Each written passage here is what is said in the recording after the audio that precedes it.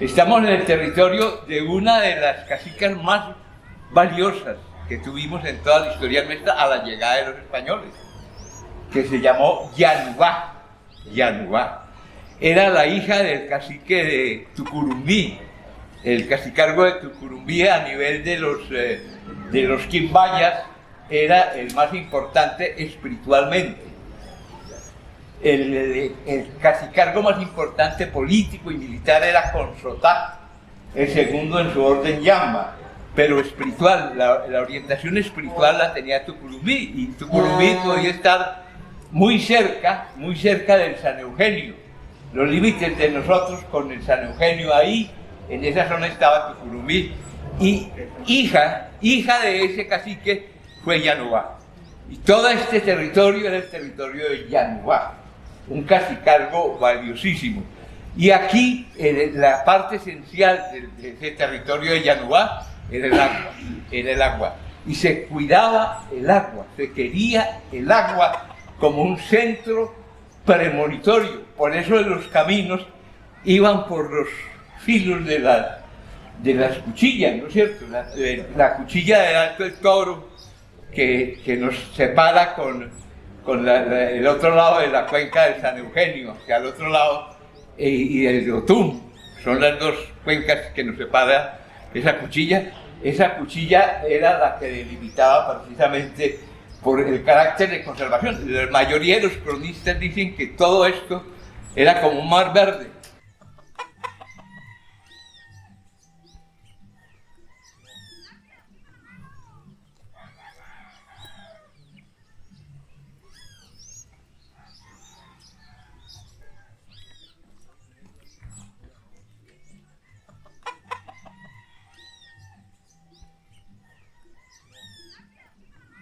Este era el camino más importante que había. Este era el camino que juntaba el mar, pues, Santa Fe de Antioquia, Cartagena, Santa Marta, con el centro. Y de aquí se salía de Cartago, porque Cartago estaba ahí, donde hoy en día está Pereira, y de ahí se salía a Cali, Popayán, Quito, Lima. Este es este caminito. Mire, ¿cuánto de profundidad? 8 metros, nosotros lo hemos medido, y 20 de ancho. Porque en un principio, cuando era camino de la sal, pues era de andar a pie, ¿no es cierto? Pero cuando llegan los españoles, lo convierten en camino real. Entonces, por aquí pasan las bestias después de camino real se convierte en camino nacional. Y finaliza siendo por donde llegó parte de la colonización caucana, por aquí, y también parte de la colonización antioqueña. Es una joya. Esto es una joya. Y mírelo, convertido en cultivos de eucaliptus de multinacional.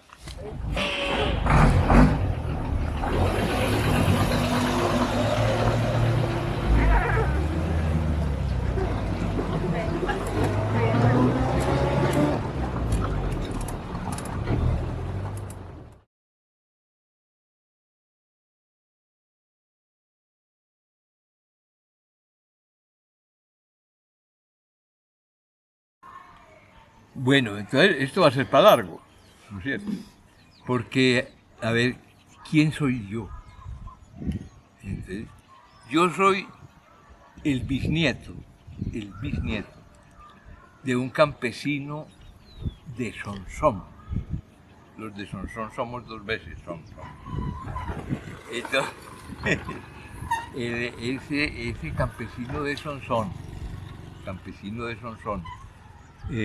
en medio del debate que se daba después de la gesta emancipadora, surgieron dos escuelas de pensamiento.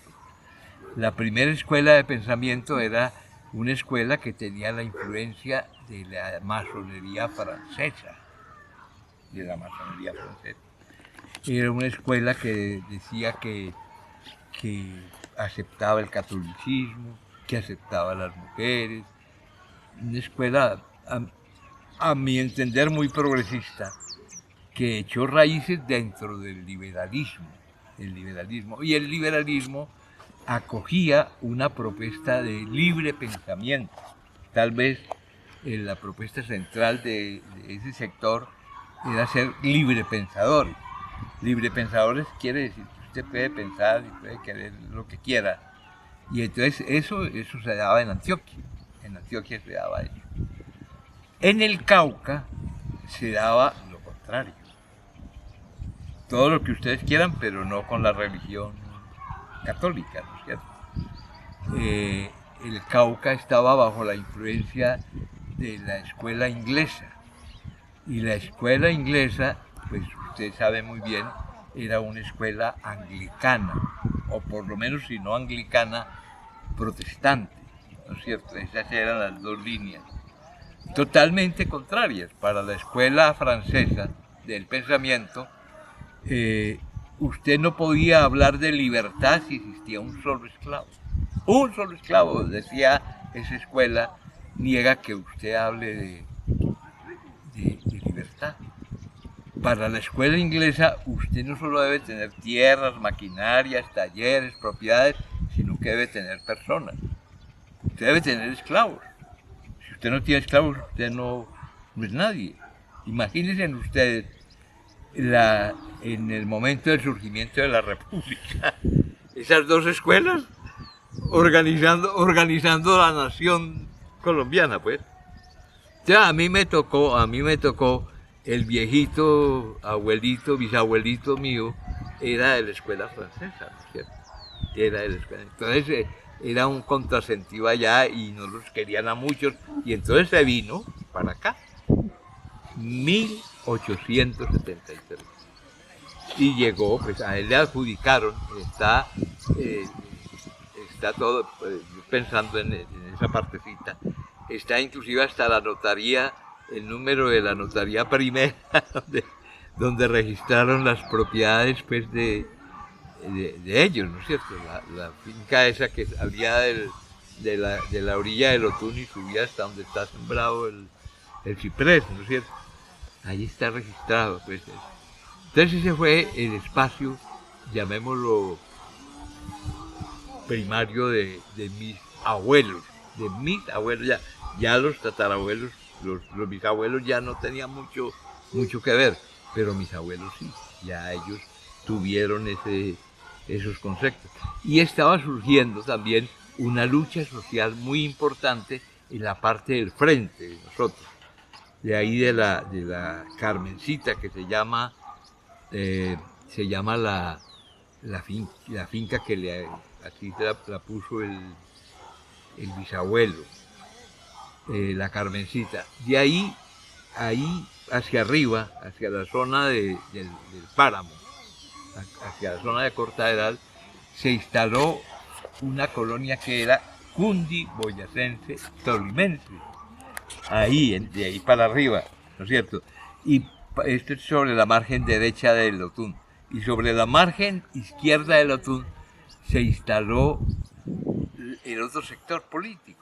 El otro sector que eran los Marulanda, los Mejía, todos estos que son de origen paisa, pero que son de origen paisa del sector convencional, ¿no es cierto? Entonces imagínense ustedes lo que podía ser eso. Ahí es el espacio donde yo pienso que, pues creo yo que fue uno de los mayores, de las mayores influencias en mi infancia, ¿no es cierto? Porque pues, mi bisabuelo no, pero mi abuelo sí. Mi abuelo siguió siendo libertario, siguió siendo libre pensador. ¿Y los padres?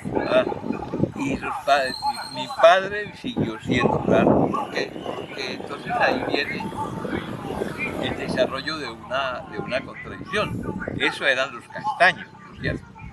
Pero adentro, más adentro, yendo hacia el Otún, hacia la parte alta del Otún, los nacimientos del Otún, ahí en esa zona le adjudican a un Martínez, le adjudican un pedazo de tierra, grandísimo también, se llamaba Andrés Martínez. Y mientras los de aquí eran liberales, librepensadores, Andrés Martínez era católico, conservador, todo lo que ustedes quieran. Entonces, imagínense entonces las hijas de Andrés Martínez, pasando por el frente de los castaños, masones, librepensadores, malos, ¿no? Y entonces mi abuelo, ya sí es el abuelo que sembró el palo, mi abuelo se enamora de una Martínez.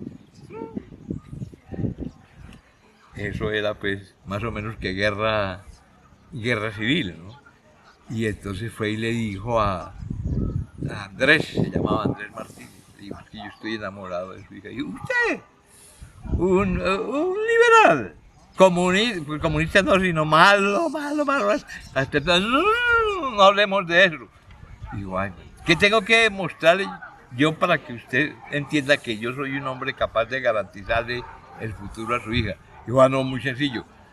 De Buga, Martínez de Buga, les entregaron, como fueron, y que patriotas, y de patriotas no hacían nada, sino que dieron plata y hicieron pues el apoyo al movimiento libertario de su época, les entregaron los páramos para que los tuvieran pues como tierra. Y entonces Martínez le dijo, yo tengo un páramo, váyase para ese páramo, haga fincas y vuelva, y cuando usted haya hecho la finca, entonces resuelvo, pues se casa con mi hija, pero mientras tanto no. Y entonces Pompilio se fue para Chile, hizo finca, bajó, reclamó la muchacha, el Martínez no podía negársela, se volvió para el páramo con ella y allá están entonces los abuelos. Ese es el origen de la línea paterna de los abuelos. La línea materna de los abuelos es todavía mucho más sencilla. Son de Manizales no, de Aranzazu, unos Arcilas, librepensadores, que de los años 30 y un poquito más allá de los 30, había surgido en Colombia un movimiento valiosísimo desde el punto de vista pedagógico que se llamó el movimiento aldeano. Era presidente de la República Alfonso López Pumarejo, y entonces consistía en que la educación fuera laica. Era muy bueno, eso es parte del... entonces que la educación fuera laica. Entonces usted no tenía que ser religioso para abrir una escuela, sino que una persona no religiosa podía perfectamente abrir una escuela. Y al alcalde del pueblito de Aranzazu le dio por abrir una escuela, ¿no es cierto? Una escuela laica, y la reivindicación del derecho a la educación laica. Y entonces los Arcilas le dieron todo el apoyo al alcalde. Y hay un documento hermoso que yo tengo de la historia del liberalismo de Caldas de Borney Patiño, donde transcribe lo que Curita hizo con los Arcilas. Que nadie nos hablara, que nadie nos comentara, que nadie nos comprara ni que nadie nos vendiera, mejor dicho, era borrarnos, ¿no es cierto? Y listo, y esos Arcilas entonces de Aranzazu pasan a Manizales. Esa es la línea de mi madre, y ahí entonces... ¿Pero ellos se conocieron dónde? Ellos se conocieron en... ¿quién? Tu mamá y tu papá. Mi mamá, en Armenia. Sí. Mi papá bajaba, pues, de ser que un señor muy tropero, muy guapo, en unas bestias muy lindas, decía mi madre, y enamoró a mi madre en Armenia, ¿no es cierto? Entonces, ese es el origen ella era parte de las monitas Arcilas. Las monitas Arcilas eran, pues yo creo que la línea contraria a los castaños, ¿no es cierto? Que los castaños eran librepensadores, y las monitas Arcilas, el padre de ellas, Eduardo Arcila, era lo que hoy en día ni siquiera se menciona, teoso. Están desconcertados porque ustedes no habían oído hablar de la teosofía. La teosofía consistía en que un solo Dios, qué lindo, en que un solo Dios era uno solo. Usted podía ser budista, maometano, cristiano, podía tener las creencias que quisiera tener, pero tenía un Dios. Entonces usted iba a los cultos de cualquiera. Si eran cultos presbiterianos protestantes, iba Eduardo Arcila se llamaba, ¿no es cierto? Si había una iglesia católica, iba. Lo único que los señalaba a ellos era que ellos no le daban la espalda al altar, sino que ellos salían sin darle la espalda, era lo único. Pero era una especie que después ustedes los van a ver muy parecida a los Rosacruces, De eso sí alcanzaron a tener referencia o no. Bueno, eso. Entonces esa es la línea materna, esa es la línea ¿Cuántos materna. hermanos? Yo, uno solo porque a mi padre lo trataron muy mal cuando se expresó como liberal libertario en el Tolima. Es una parte de la vida de nosotros que no se comenta, pero que lo que pasa es que mi padre, después de tenerme a mí, no pudo volver a tener hermanitos. Entonces, Después de procesos de represión en Ibagué. Pero tu hermano era mayor. Sí, mi hermano era 2 años mayor. Pero ahí se acabó esa... Y después de Chile, que vos naciste en Chile, ya se vienen para acá. Sí, Chilí es el sitio más importante de mi historia como de niñez, ¿no es cierto? Después nos venimos para acá. Esto es parte de todo, de mi historia, de mi familia, de todo. Acabamos de pasar por Achichabarí y ese es la parte final de lo que es la Carmencita. Y la Carmencita pues fue la finca donde desde 1873 llegó el bisabuelo y se instaló ahí. Ahí acabamos de ver el árbol que después sembró el abuelo, pero ese es el escenario. El escenario de mi vida más vieja, pues imagínense, el bisabuelo, el abuelo, ese es el escenario.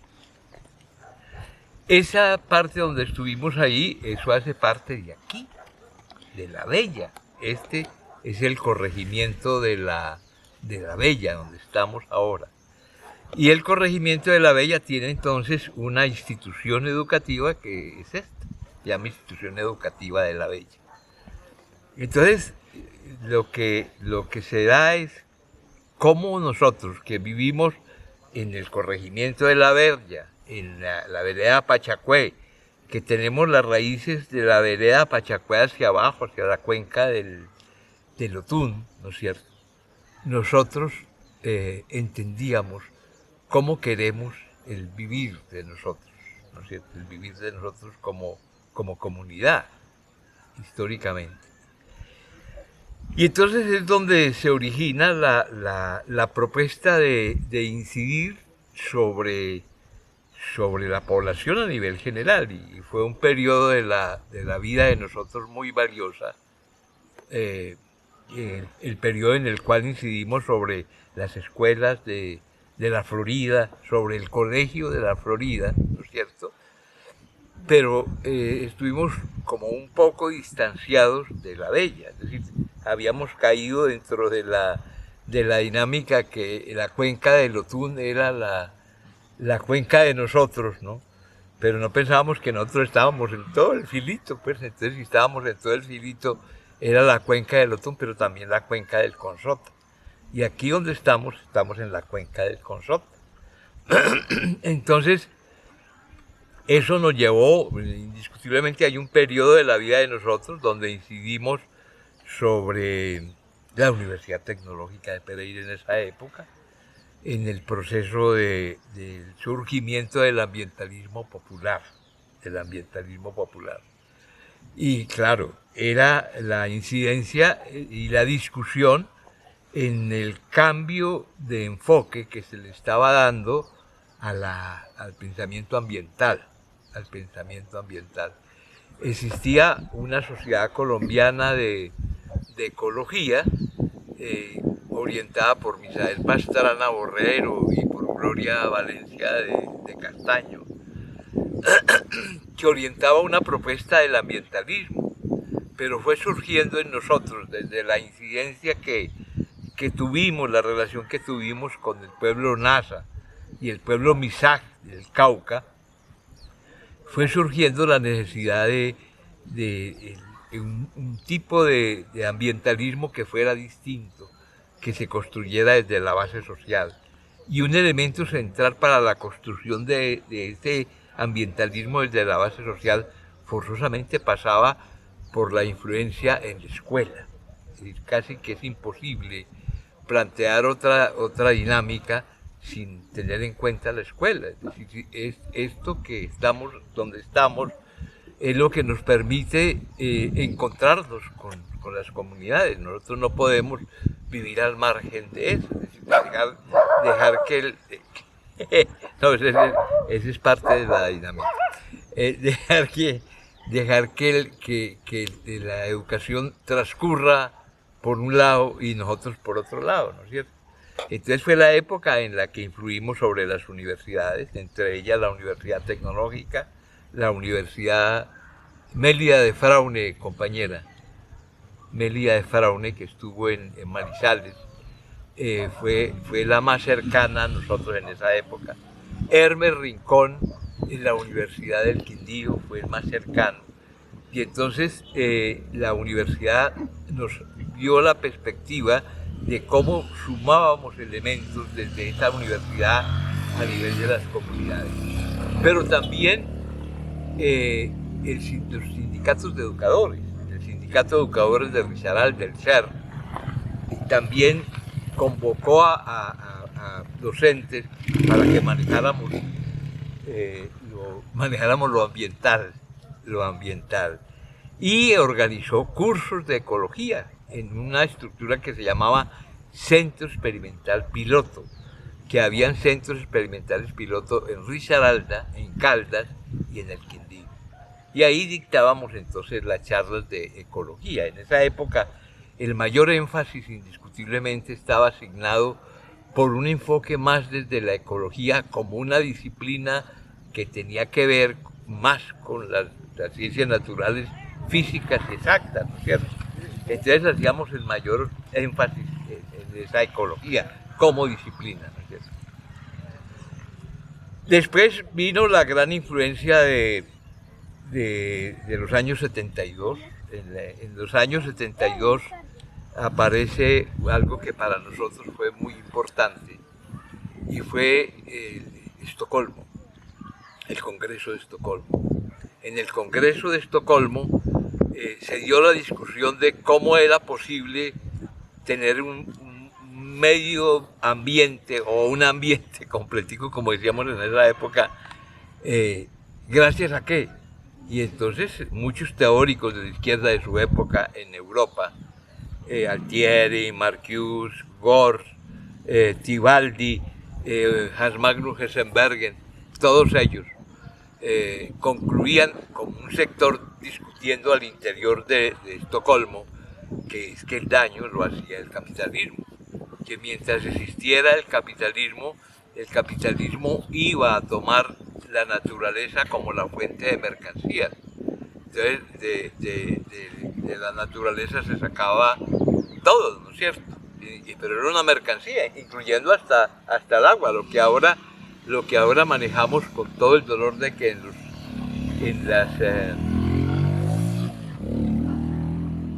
en las bolsas del mundo ya se empieza a cotizar el agua.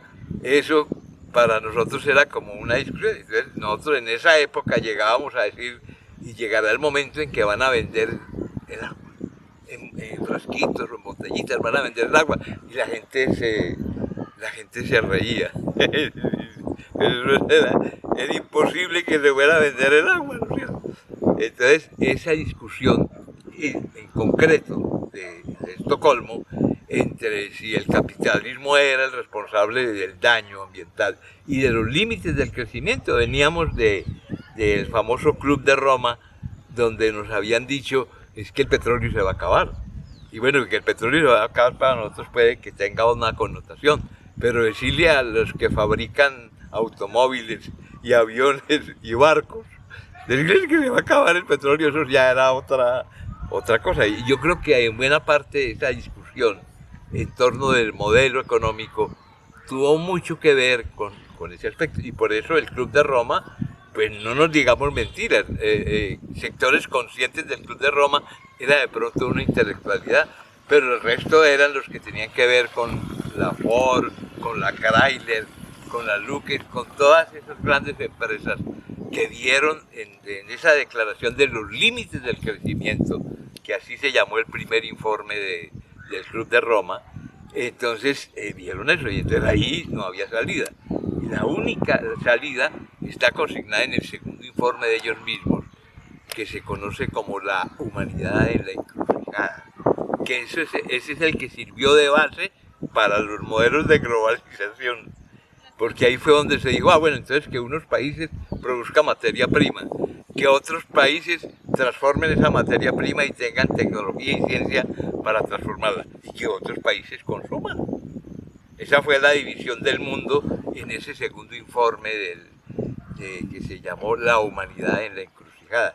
Y son los albores indiscutiblemente de toda la propuesta del modelo consumista, ¿no es cierto? Ahí fue donde surgió el consumismo, ahí fue donde surgió la división que para nosotros fue dolorosísima, pues, de considerarnos como pueblos atrasados, ¿no es cierto?, de que éramos subdesarrollados.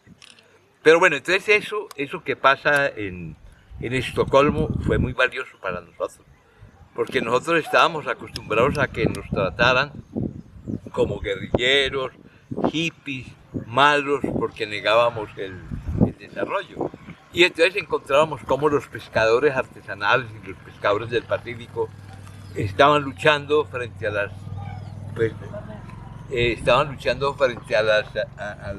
al ejercicio que hacían los pesqueros norteamericanos o los pesqueros extranjeros en el Pacífico, o pues, estaban luchando frente a lo que era la política de secar todas las agüitas que aparecían en cualquier parte, entre ellos, por ejemplo, la lucha de la laguna de Sonso, de Aníbal Patiño, porque había que secarla para volverla a potreros, ¿no es cierto? Y el pozo de Guarinocito en el Magdalena. Entonces va surgiendo un sector de pescadores, de pueblos originarios, y aquí yo le reconozco al pueblo Nasa y al pueblo Misak como pueblos que originaron esa parte de un ambientalismo, construyéndolo desde las bases, pero diciendo que íbamos a llegar a construir a través de un buen vivir un mundo mejor. Entonces el mundo mejor partía de un concepto de que todos vivamos bien, ¿no es cierto? Entonces cuando hoy en día uno oye que son otros pueblos, pues los que están agitando el buen vivir, uno se acuerda de eso, de la discusión de los NASA y los Misak, diciendo ¿y por qué nosotros no tenemos derecho a un buen vivir? A un buen vivir. Bueno, entonces esa es como la razón por la cual estamos aquí.